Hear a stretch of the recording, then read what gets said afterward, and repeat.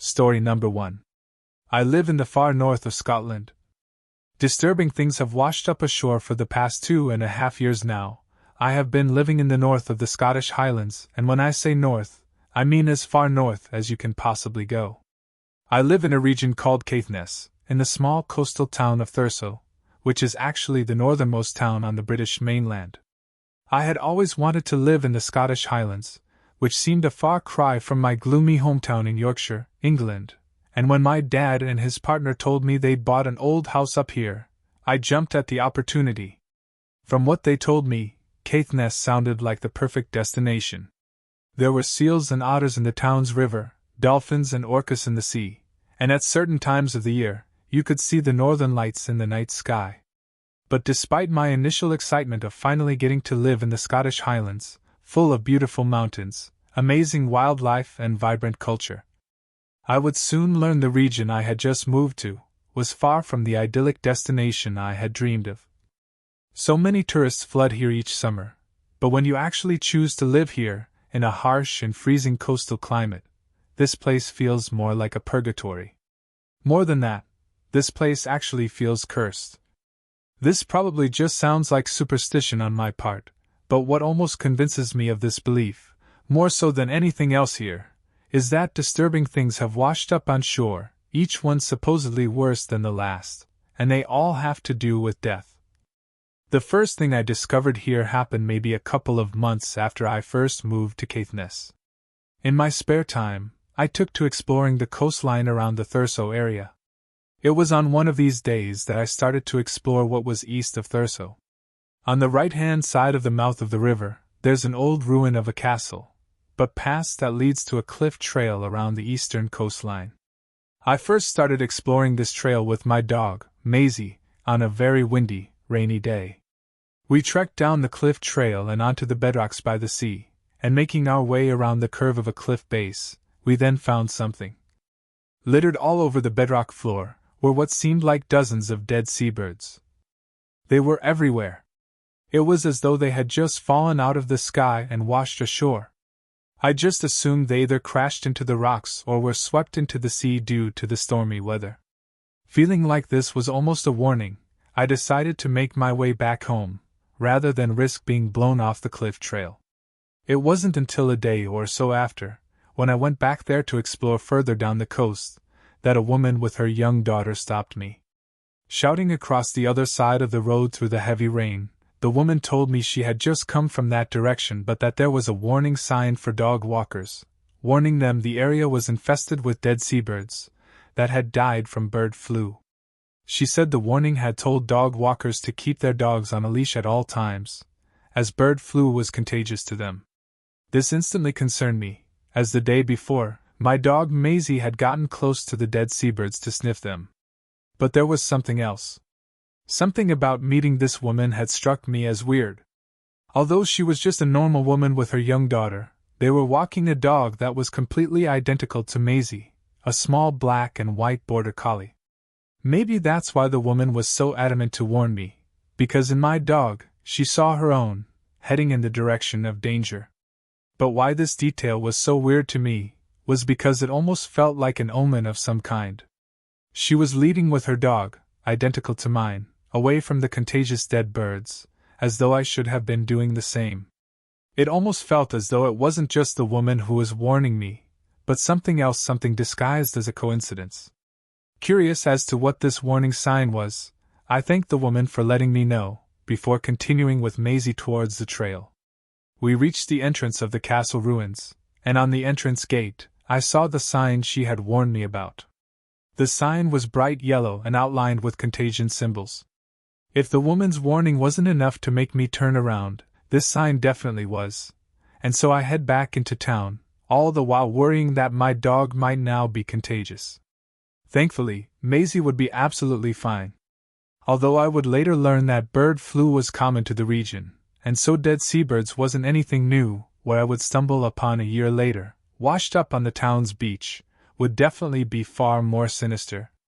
In the summer of the following year, like most days, I walked with Maisie along the town's beach, which stretched from one end of Thurso Bay to the other.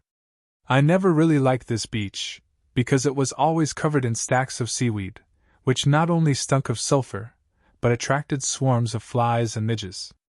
Even if they weren't on you, you couldn't help but feel like you were being bitten all over your body.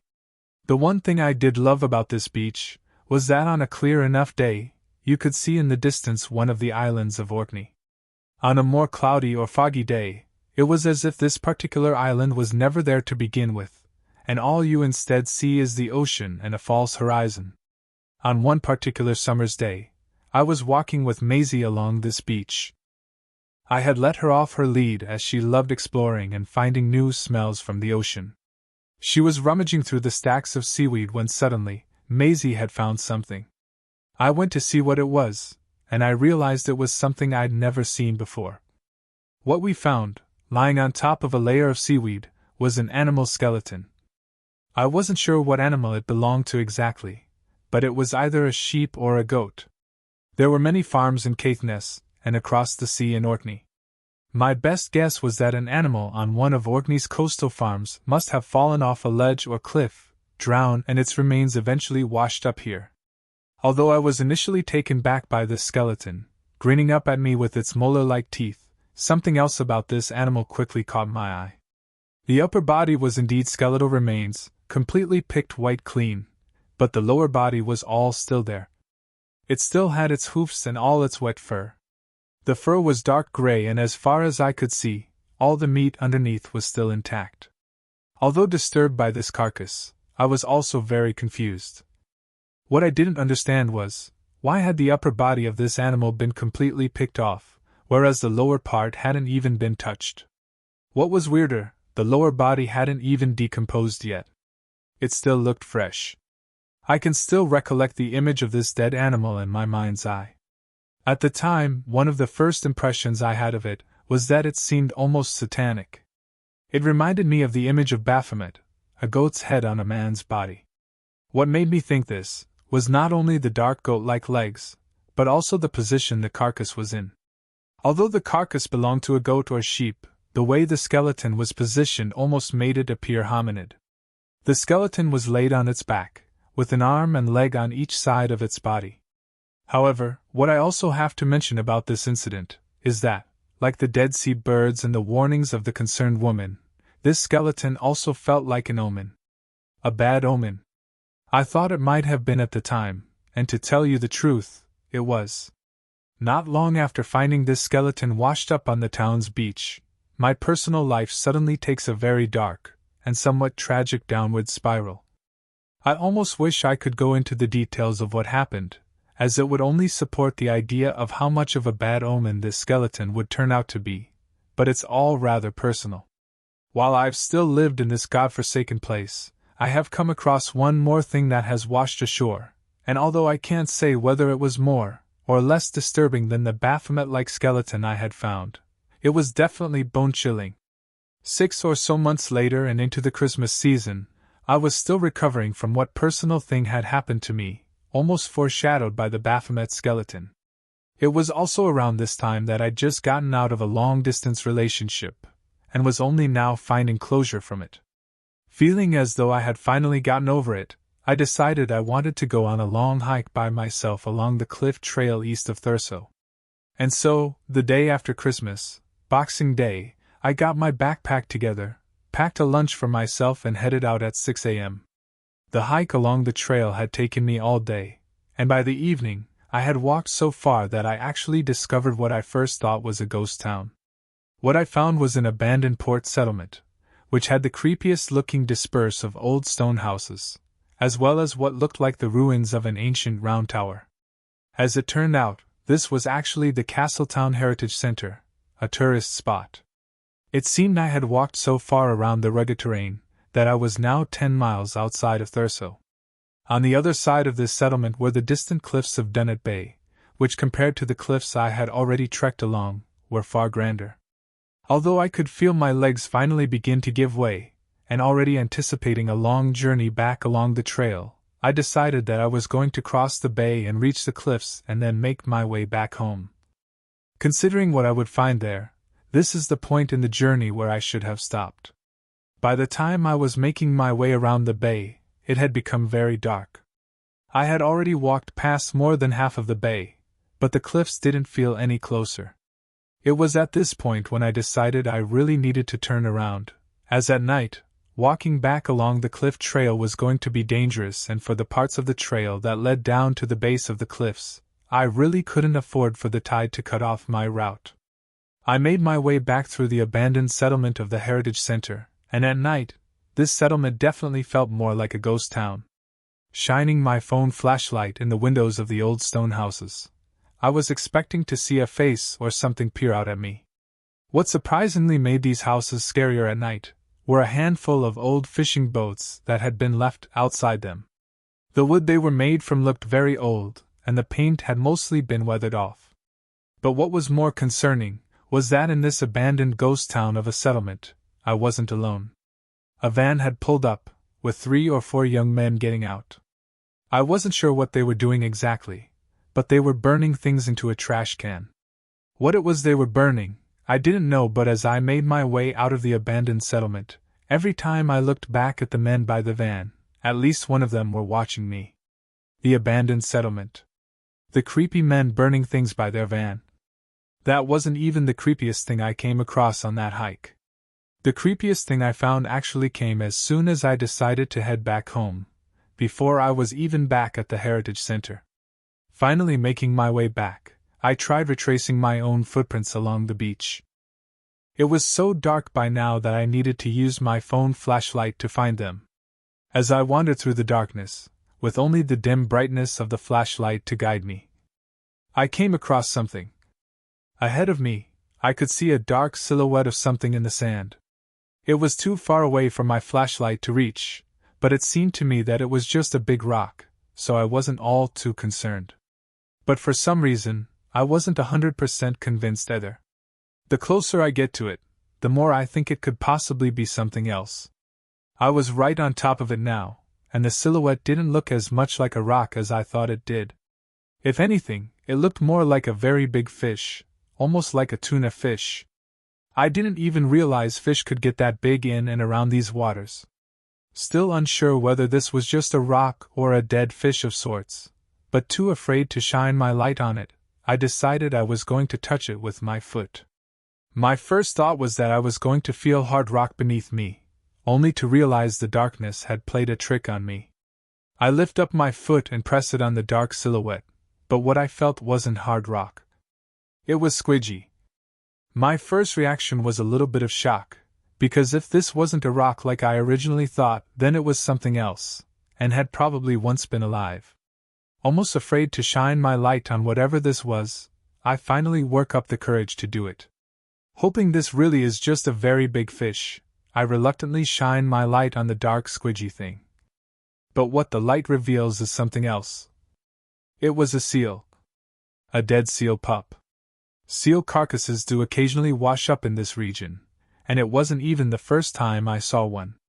But as I studied this dead seal with my flashlight, feeling my own skin crawl as I did it, I suddenly noticed something alarming. This seal pup had a chunk of flesh bitten out of it. For all I knew, this poor seal pup could have been hit by a boat, and that's what caused the wound. But the wound was round and basically a perfect bite shape. Depending on the time of year, there are orcas around these waters, which obviously hunt seals, but this bite mark was no bigger than what a fully grown seal could make. Did another seal do this? I know other animals will sometimes eat their young, but I never heard of seals doing this. But what was even worse than the idea that this pup was potentially killed by its own species, was that this pup, this poor little seal pup, was missing its skull. Not its head. Its skull!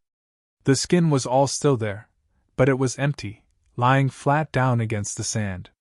Just when I think it can't get any worse than this, I leave the seal to continue making my way back, when I come across another dark silhouette in the sand ahead. I go towards it, and what I find is another dead seal pup. But once more, this one also had an identical wound, a fatal bite mark. And just like the other one, the skull was missing.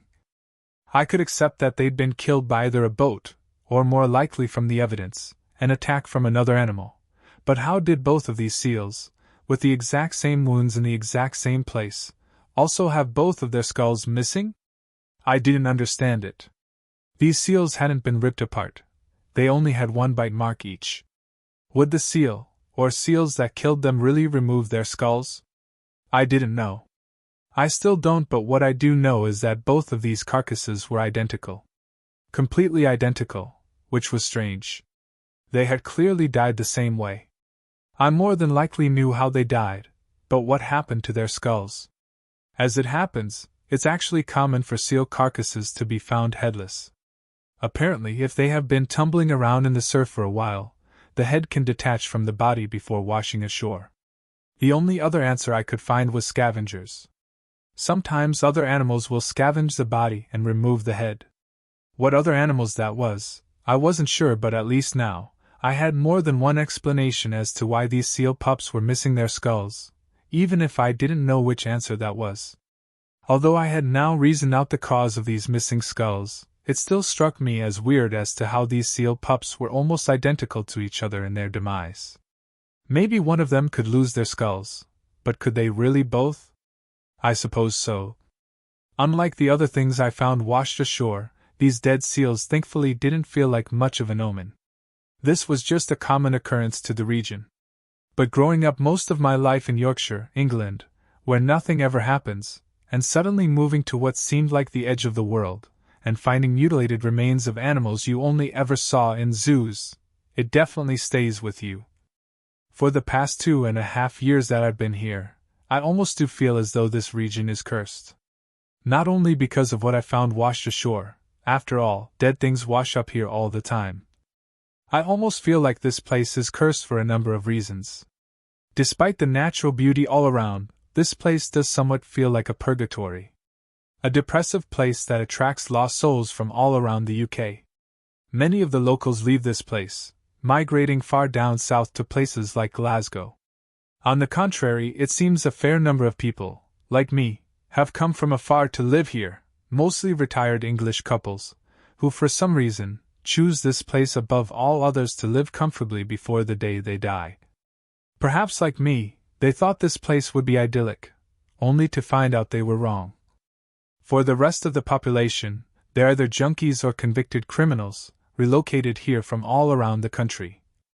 If anything, you could even say that Caithness is the UK's Alaska, where people come to get far away from their past lives or even themselves, but instead, amongst the natural beauty, are harassed by a cold, dark, depressing climate. Maybe this place isn't actually cursed. Maybe it really is just a remote area in the far north of Scotland that has, for UK standards, a very unforgiving climate. Regardless, I won't be here for much longer. Maybe the ghosts that followed me here will follow wherever I may end up next. A fair bit of warning: if you do choose to come here, make sure you only come in the summer. But whatever you do, if you have your own personal demons of any kind, whatever you do, just don't move here. Story number 2. A few months after my wife inherited a trust, I stood up to someone who visibly clenched up as soon as he entered my line of sight, then assaulted me after calling him out with a curt nod, in front of multiple witnesses and security cameras. A security guard came afterwards and asked if I wanted to make a police report, but I declined. Seemingly overnight, the rougher demographics of the community began to act more vigilant and menacing towards me. Because I didn't know who he was, until I recognized him getting indicted on the news a year later as crime boss Mike Misk, I called on several family members to help protect my loved ones. My uncle-in-law, who I euphemistically refer to as Murray Franklin, offered to come help us fly out of the state. I started to feel like myself again once we boarded the plane. I was about to leave this disaster behind. Then Murray Franklin called attention to us by loudly making fun of my sense of insecurity regarding our safety. One nearby passenger stood up to get a good look at us. I had a sinking feeling as the plane took off. Could this follow us? I've been in a state of limbo. Only recently I thought it strange. The in-laws never expressed any interest, let alone concern, or even passing curiosity in such a life-threatening event that could have subsequent ramifications. A few days after arrival, Murray Franklin and his wife came to make an unsolicited presentation of their enduring love for us and how any past feuds were water under the bridge.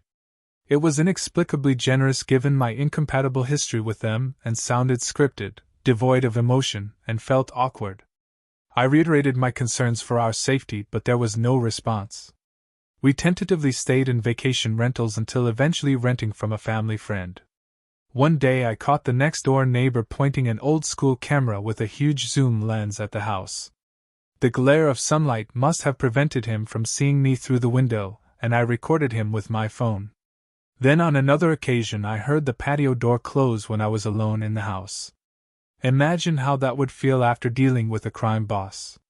The thing is, the family friend would also show up unannounced on the pretense of retrieving his items, had a security camera recording us inside, and then for gently complaining about his email picture being a portrait of his crotch with his devil's horn hand symbol pointing at it, he kicked us out during the COVID moratorium ban on evictions, knowing I had a very bad cough. All illegal, so I documented these with visual evidence and prepared to take him to court. I shared my intentions with Murray Franklin because he had previously claimed not to be that close with his family friend and that he would not take sides in the issues we were having. It seemed to slowly dawn on him that I wasn't going to let the family friend walk over us, and suddenly he was adamant that we'd get in big trouble if I stood on my tenant's rights. He would pause, clearly thinking of what to pull out of his hat next, like blurting out, "Don't do it! He's lawyered up!" Murray Franklin has been known to track us with detectives/private investigators, and once even mentioned doing so. He used to work for the city, so he has the right connections. He's also the treasurer of a local charity. One relative from an older generation had married a Freemason. The family friend showed up with a big folder, which I suspect to be Murray Franklin's treasure trove of dirt on me, because a deputy strangely asked me alone for ID as we all entered the courtroom. Then I was arrested the next day for a supposed out-of-state warrant. Well, it must have been a pig's hit one, because they released me the next day without explanation. Until this incident, we were set to buy a property through their family friends. Afterwards, the trust suddenly had concerns about our ability to manage a property. I wonder who shared such concerns with them. We broke off with the in-laws after that. Murray Franklin must really love us as family, because he pursued us with several unhinged emails. In one, he told my wife that I don't really love her and am only there for the trust, despite the fact that I have been with her before that for years through thick and thin. Another ranted ominously about CPS in an exaggerated caricature of African American speech. He acts like he knows everything about me since even before the Misk incident, but I can count on both hands the number of times we've interacted in person, and most of that was after. It seemed the more open I'd been in approaching him, the more fake he becomes. He's also made the baseless claim in the past that I must be on hard drugs. My suspicions have become impossible to ignore. I had been depicting my experience in videos over time, using analogous movie scenes to symbolically represent events for which I had no actual footage. When I recently put them together in the right chronological order on my YouTube channel, they told a shockingly obvious story, and I was finally able to see the big picture. Murray Franklin had gotten me arrested for challenging his family friend. The family friend and probably neighbor had been invading our privacy on his behalf. We've been broken into several more times over the last few years, and there are records of that. For example, we came home one night to a car parked in our driveway. I contacted the property owner, but he didn't know anything about it. Then I found the front door was not fully closed. Upon searching online, I found that it's a common tactic to leave a vehicle in the driveway to make residents hesitate and allow intruders more time to escape. The next day, I observed someone retrieve the vehicle. It was the next-door neighbor. I had thought the break-ins were because the economy was hard due to the pandemic, but that may not be the case because nothing was taken. I guess they didn't find the drugs a demented Murray Franklin informed them of, because guess what? I'm not on drugs. He's out to destroy me with slander, including lies such as that, and to create legal and financial pitfalls for us to fall into. He wants to ruin us, to break us apart, to make people think we are crazy and incapable, thinking another disaster will force her to come home to him with the trust so that he can power of attorney it, preferably without me around. Their family has a history of power of attorney and mental illness. If Mike Misk had made me disappear, it may have accomplished the same goal faster, and in line with the same strategic pattern. There is also a curious vacuum of information regarding my wife's father, who apparently died in a crash not long after being accused of abusing her mother. Whatever the case may be, he is playing a one-sided mind game with us that we don't want any part of. He recently fished for our location by saying he had some mail to forward, and we told him yes, the P.O. box is still the same. It's a P.O. box because we know by now what he's up to and we don't want him in our business anymore. Then a couple of weeks later he emailed us a random, interesting article by amazing coincidence about the very city we're in. I think he's setting up one more attempt to attack us from behind the scenes because I'm becoming aware of his underhanded tactics and speaking out about them. He has also started right to an email address which I have not shared with him. He must have thought I would stay shook forever. Moving away from him messed up his plans to dictate my downfall with his delusional bureaucracy in his neat little community. He had to involve more people in vain who may not appreciate being overextended. He didn't realize I may have been flying on certain radars after brushing shoulders with Mike Misk. His covert campaign must have cost him a fair amount of money. I have to wonder whether he siphoned from the trust, perhaps by misappropriating some of the residual estate. I remember when we briefly shared a rental with his son over 10 years ago.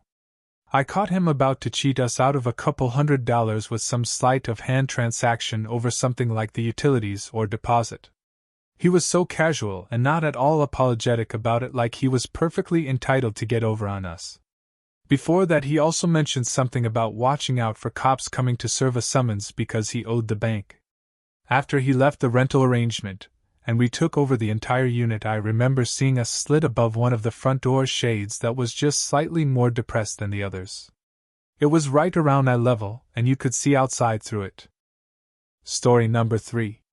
This took place a while ago, 2015-ish, but I'll probably never forget it.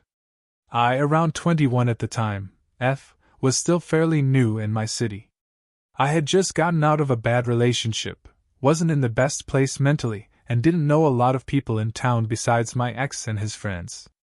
I was on a dating/hookup app looking for people to hang out casually with, maybe find a FWB or something. I had matched with a 25-year-old guy, Simon.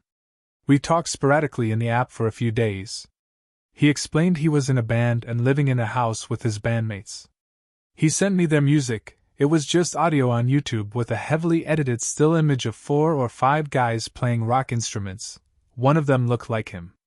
The music was an interesting combination of styles and not really for me, but whatever, he seemed like a nice enough guy. He stopped replying for a few days and I figured that was that, moved on. Then one day I was at work and got a message from him saying sorry he'd been so busy and inviting me to a barbecue with his friends and bandmates in their yard. He had explained that their band manager was providing them the house to live in.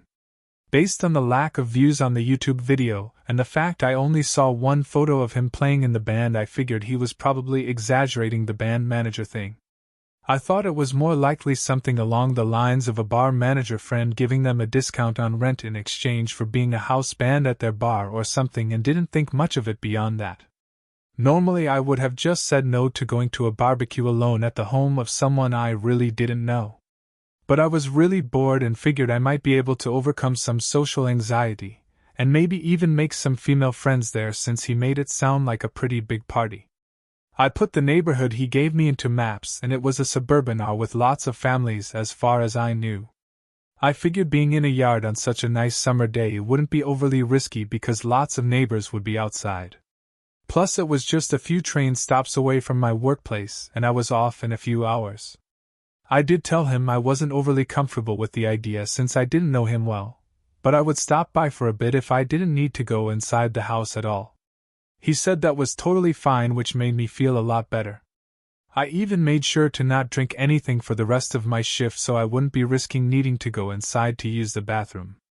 I was anxious about just showing up to a barbecue with people I didn't know at all, as he implied that the event was already underway. Plus I would have had a hard time finding a specific address from the backyard side, so I asked Simon if he could meet me at the train station since he said it was a quick walk anyway. He agreed to do that, and I let him know when I was leaving work and what time maps said the train would get to his station. I sent Simon a message to tell him that I had arrived at the train station around 5:30 after I looked around and couldn't find him. He told me he was running behind and to just start walking toward the neighborhood. I was about halfway across the massive train station parking lot when I saw him slowly wandering toward me. I recognized his clothes, wearing bell-bottoms when they were not common, especially for men, and long hair from far away, but up close his face looked pretty different from his photos. It might have been some heavy-duty editing, I don't even know, but he kinda looked like a different guy. Older looking than the 25-year-old guy in the photos by 5 to 10 years, maybe used photos of his brother or something, I don't even know, it was before AI. This was the first real red flag, but I brushed it off. Maybe he's just self-conscious, maybe he smokes a lot and doesn't wear sunscreen and hasn't taken pictures in a while. All of his pictures looked candid, so I figured he wasn't much of a selfie guy. And besides, I'm mostly here to make friends anyway, so I shouldn't judge his appearance so harshly. He was also clearly already drunk, but a lot of my ex's friends were heavy drinkers, so that didn't seem strange. He's hosting a barbecue after all. The second red flag came shortly after when we arrived at the front door. I reminded him that I wasn't comfortable going inside the house, but he assured me we would just have to walk through to get to the backyard. Okay, fine. It wasn't the kind of neighborhood where you could just walk around the house to get to the backyard. We would have had to backtrack to the main road to go down the alley directly to the backyard. I figured he just forgot what I said about not wanting to go inside and didn't want to cause a bunch of trouble, so I went with it. We got in the house and he immediately closed the door and locked the deadbolt and knob behind me. I didn't think that was too weird since nobody was hanging out inside and a lot of people are just in the habit of locking the door when they come in, but it did still give me the heebie-jeebies for some reason. Then Simon told me he'd really like to give me a tour of the house. I politely declined and reminded him that I was just there for the barbecue.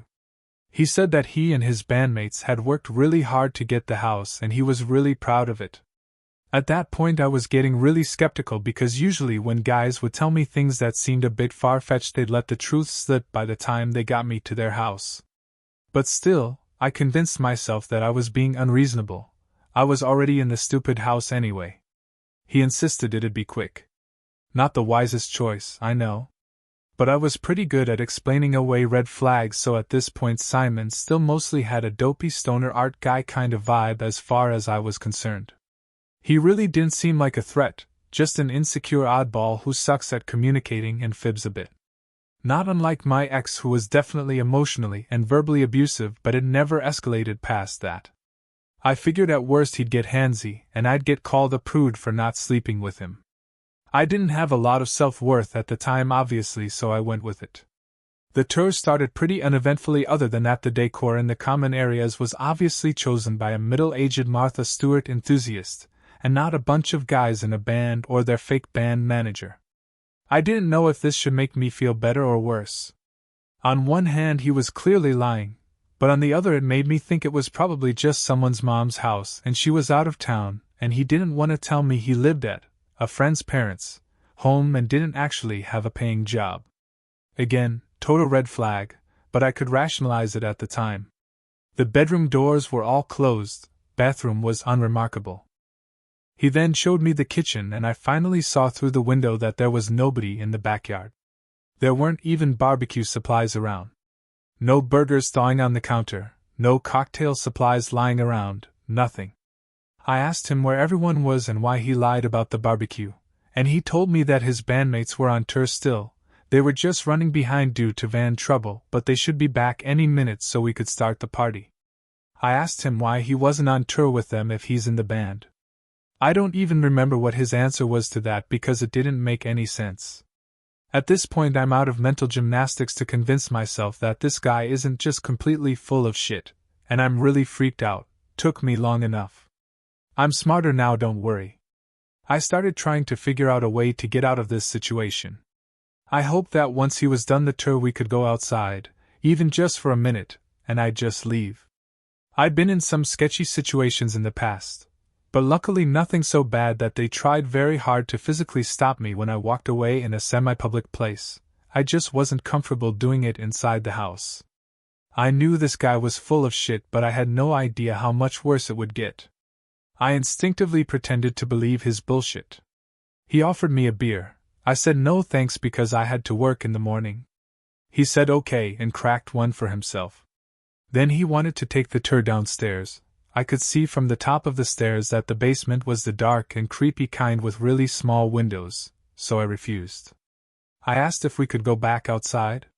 He said after the tour. I tried to argue about going into the basement, told him I have a spider phobia, don't like basements, etc. All lies, but anything that wouldn't let him realize that he was what I was afraid of. He started to get agitated about my reluctance, so I figured it would be better to just let him show me the damn basement, and then hopefully we could go outside because I really didn't know what else to do. The basement was fairly unremarkable. Couch, TV, elliptical. Until I noticed something that gave me chills. The house was probably built in the 1990s or late 80s at the absolute earliest, but I saw a door that looked just like the heavy, foam-lined door to the cold storage room in my grandma's house. The kind that only opened from the outside. It was just a smaller version of the big metal doors on commercial walk-in fridges. It looked really out of place in this house. I would absolutely not go anywhere near that door. He opened it and told me it was their soundproof music studio. I looked inside from a few meters away. It did indeed look soundproof. It was about the size of a bedroom and I could see a few guitars and amps in it. Mattress toppers on the walls. No drum kit or recording equipment that I could see. He insisted I go inside to get a better look. He was standing outside the door motioning for me to go inside. Holy shit, the alarm bells are really going off now. At this point I realized I could totally die here if I'm not careful, and I turned around to run up the stairs. He closed the door and followed me, asking what's wrong, acting like I'm being all unreasonable for not wanting to see his soundproof music studio. So I'm realizing that this is a way sketchier situation than any of my ex's bullshit, and I'm freaked right out. At that point my main objective was getting out of the house. The front and back doors were both closed and locked, so if I tried to run he'd be able to get to me before I could get the locks open. The bathroom did not have a window. The house had a convoluted floor plan that I wasn't familiar with, and he was much bigger than I am. He was the tall, lanky type, who can run fast even if they're out of shape and smoke a pack a day. I pretended that I was okay with hanging out with him in the hopes that he'd chill out a bit. We made small talk for a few minutes. He cracked another beer and thankfully he calmed down. I desperately mentioned yet again that it was beautiful outside and suggested we go sit in the yard while we wait. He said no and started to get agitated that I wanted to leave already. I told him that I could stay, but I just really like to smoke a cigarette. He told me that we could smoke cigarettes inside, and pointed to a cereal bowl full of cigarette butts. God damn it. We sat down at the table and lit some cigarettes. As he was smoking he started rolling a joint, which he promptly lit as soon as his cig was done. He offered me some and I said no thanks.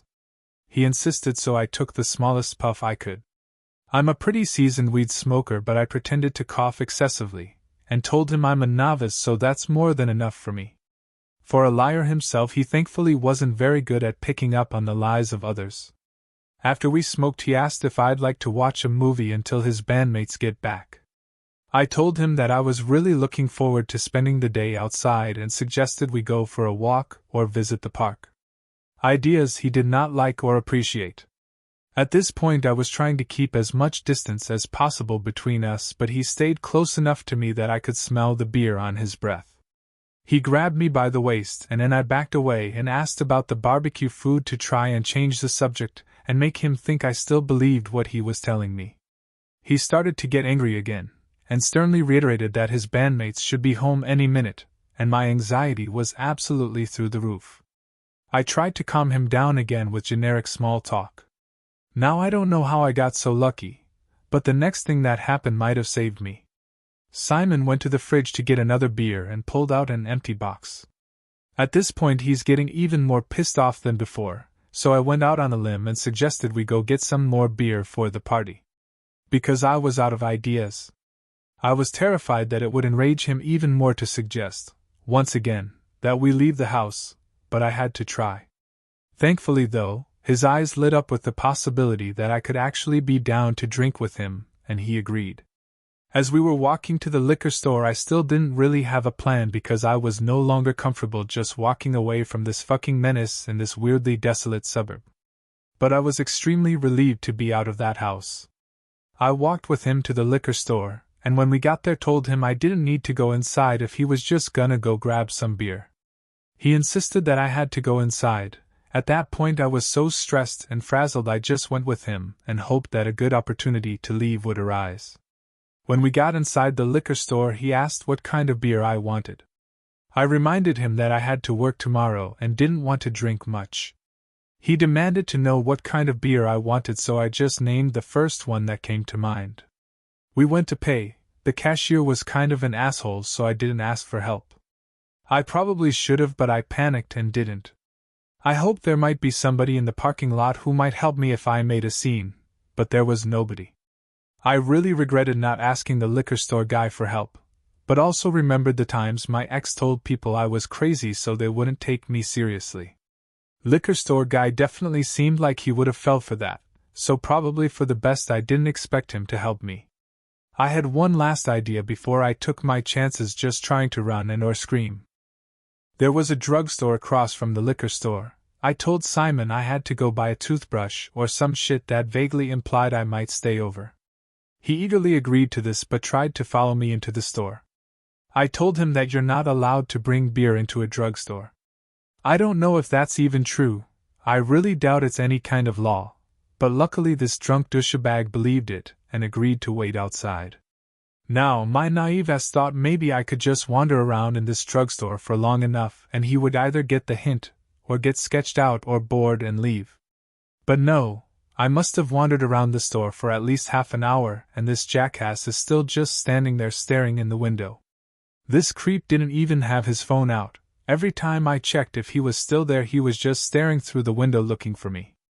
I didn't feel like I had anybody I could call in the city to come help me. The cops here don't usually take things like this very seriously, and the store workers looked like they were mostly high school students, and I didn't want to drag them into this, so I really didn't feel like I had a lot of options. After being in there for so long, I was surprised he didn't come in to see what was taking me so long. I thought maybe I could lose him in the aisles and sneak out of the store if he did come in, but nope. I ended up hovering around the tills and waited until a big group of friendly-looking people were paying. I followed them out of the store, and immediately told Simon to leave me alone and go home. I said it firmly and loudly enough to imply that I would make a scene if need be. Simon looked at the people getting in their car, who are now pausing and looking at us because I had nearly yelled at him, and then he just turned around and left. It was bizarrely anticlimactic, which I was very thankful for. I ran to the train station, which thankfully was in a different direction than his house from the store, and I never heard from him again. When I got home, his app profile had either blocked me or been deleted. Years later, after I stopped compartmentalizing the whole thing, I wish I would have reported him or something. It bothers me to wonder if he tried it again with someone else, but made sure the fridge was stocked first. But at the time I didn't think anybody would take me seriously. I was embarrassed of my choices, and I just wanted to move on from the whole thing. Plus, all I really had was a, likely fake, first name and a general idea of where the house was, which probably wasn't even his. Story number 4. So about 9 years ago, my family and I were living in an extended stay hotel until we found a home to move into. We had been there a while and had made quite a few friends. We learned that some people had lived there for over 10 years. One morning my mom and I were relaxing in our night clothes while watching the TV. We heard quite a bit of commotion coming from the hallway but ignored it because noise there was common. Around 10:45 someone knocked loudly on our door. They identified themselves as the police. My mom and I were taken aback. Every door had a peephole, so we cautiously looked through it, and sure enough a handsome policeman stood in the hallway. We opened the door just a bit. He informed us that there was a situation happening in the hotel and that we would need to evacuate immediately. We told him we needed to get dressed and he urged us to hurry. We asked what was happening but he wouldn't tell us any details. We quickly dressed, threw our everyday wigs on, grabbed our purses and headed out. Everyone was fleeing the hotel in groups, some people driving away. It was chaotic and we were nervous and afraid. There were a lot of cops outside, many cop cars lined up. We asked others if they knew what was happening. We got different stories. Some said a possible bomb threat, while others said someone was holding someone hostage in one of the rooms. We all headed down the street to another hotel and stood outside as tactical units and news crews showed up to the scene. We were worried as the hours ticked on and nothing was changing. We had nowhere to go, we were getting hungry and whatever was happening wasn't resolving itself. After hour 5 of standing outside, a nice hotel neighbor drove me to McDonald's around the corner for food while my mom contacted one of my cousins who was at work. After hour 7 my dad was back and the situation was still unchanged as many of us were still outside. Some people went to other hotels, while others slept in their cars. We weren't allowed to go back in and retrieve any of our needed items. My cousin left work and picked us up. She took us shopping for overnight supplies and we slept over at her house. We found out later through the news that a young man and woman with outstanding warrants for robbery and drug possession had been taken into custody after a 12-hour standoff with police. Apparently, they had barricaded themselves in their room and refused to come out for 12 hours. They said when they finally coaxed them out they came out peacefully. That's great and all, but they scared the crap out of the rest of us and inconvenienced everyone greatly. One man had just went grocery shopping and all of his food spoiled because he couldn't put it away in the fridge. Some people didn't have family to stay with or a car or money for another hotel. They were just stuck waiting the 12 hours. Another man needed to get to work and was taken there via police car. That was a crazy and scary situation because we didn't know what was happening. I'm glad it all ended well and I'm grateful for my hotel neighbors and cousin. Story number 5. Hi there. I used to live in the Brown Summit area, Guilford County in the state of North Carolina. Male, currently in my 20s, 17 at the time. I lived in a rather nice neighborhood, with my stepmother and father, my mother living outside of Reedsville. I would usually move back and forth, staying with my mother on the week, father on the weekend. For the most part, both areas were pretty quiet, maybe even boring to me at the time. But one thing I did find pleasant to do was to explore the large mass of land my stepmother owned. Unfortunately, I'm not sure how many acres it was, but it was fairly big, and it stretched into the main forest, and even to a railroad track, which of course my father made trails in. Anyways, I had always made my way through these trails every time I came for the weekend, sometimes even bringing my dog, whose name was Buddy, with me. I would spend a large amount of time out there, usually on foot, since my father didn't trust me alone on the 4x4 we had. Anyways, just as any other day, I decided to take a walk down the trail, this time alone, since Buddy had to be groomed and washed at the time. It was around 3 o'clock or 4 o'clock in the afternoon, if I remember correctly. It had also recently just rained, so the walk was a little muddy, concerning there was a recent lodging in the main entrance to the trails. I had spent a couple hours out there, even sitting down on tree logs, or the ground itself sometimes during the walk. Before I knew it, I had found myself on the main trail. It was a dirt road, going down a narrow way, with the forest on both sides. In the middle were rows of power lines. The dirt road was fairly uneven, with holes, trenches, etc. I believe it was somewhere around 6 o'clock, and the sun was started to set, giving off that yellowish, orange look to the trail. Then the first thing came to be. Suddenly, as I took a moment to stop and take a glance around, already sweating due to it being summer at the time, and walking in heat was prone to that too, I noticed that everything was quiet. Usually, I didn't care to look into such things, like the birds chirping, etc. But the sudden quiet caused me to freeze to listen. Everything felt very still, like the forest was hiding.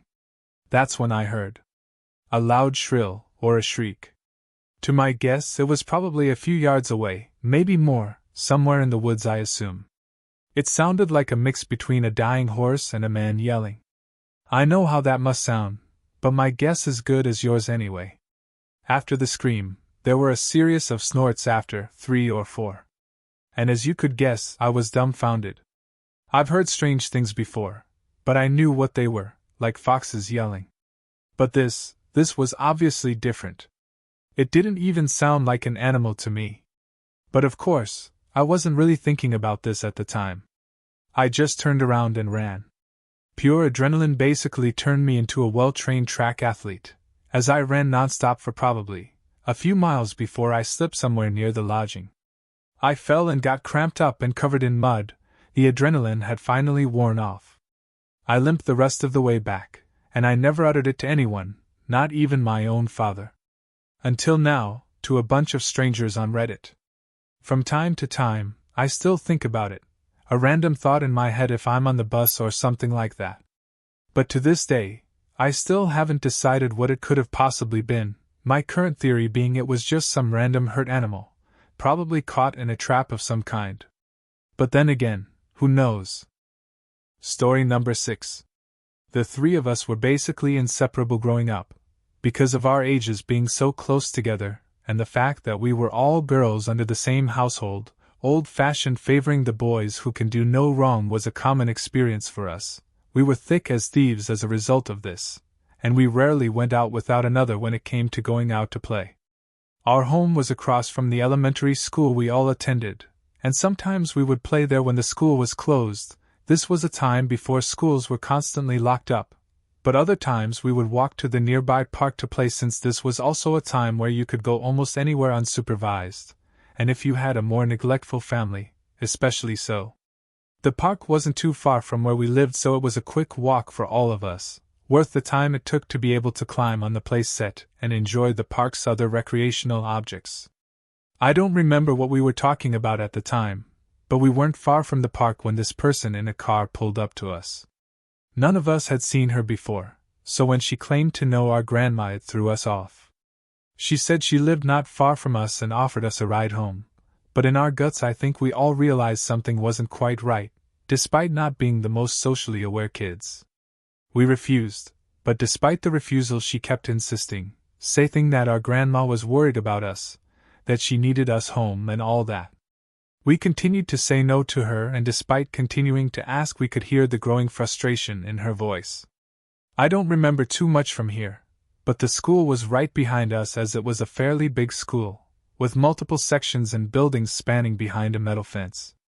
We all knew we needed to get away from her somehow, so we started keeping an eye out for something that would help put some distance between us and her. And what popped up? A gate to the school, practically indistinguishable from the fencing aside from the hinges and some metal chains used when they would actually lock it, and thankfully for us this wasn't one of those times. We opened the gate as quickly as possible and ran inside, slamming it behind us in case she decided to give chase, and ran as fast as we could across school grounds. We only stopped when we were on the opposite side of school and hid in the school bathrooms as we waited patiently, and fearfully, to see if she had followed us.